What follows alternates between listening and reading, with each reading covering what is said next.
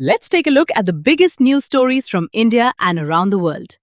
Heavy rain and waterlogging in Chandigarh have triggered a political confrontation. Ahead of the Municipal Corporation General House meeting, the AAP staged a major protest against the BJP and Municipal Corporation administration. Led by AAP President Vijay Pal Singh, party workers and councillors demanded the resignation of Mayor Saurabh Joshi. During the protest, one leader even sat on the road with a boat while a confrontation broke out after police stopped protesters from moving ahead. Several leaders and workers were detained. Inside the municipal corporation meeting, AAP and Congress councillors also created a ruckus over waterlogging and an agenda worth around 227 crore rupees. Meanwhile, diplomatic tensions between India and Pakistan are rising. After security barriers and barricades outside the Indian High Commission in Islamabad were reportedly removed, action was also taken outside the Pakistan High Commission in Nai Delhi.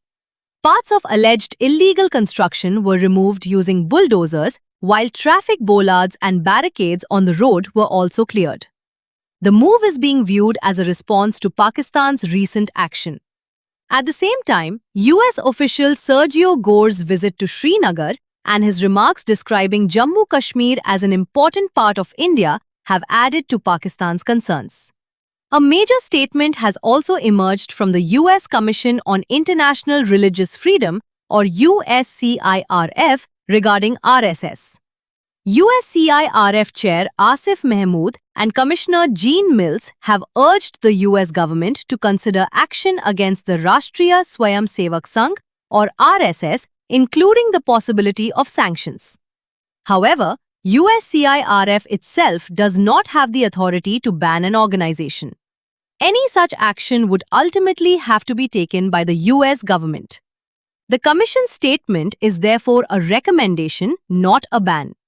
The remarks by US Ambassador Sergio Gore during his Srinagar visit have also attracted attention. He praised the security situation in Jammu Kashmir and described the region as an important part of India. He also indicated that the US could soon review its travel advisory for American citizens. The comments are being viewed as significant for India-US relations and the international perception of the security situation in Kashmir.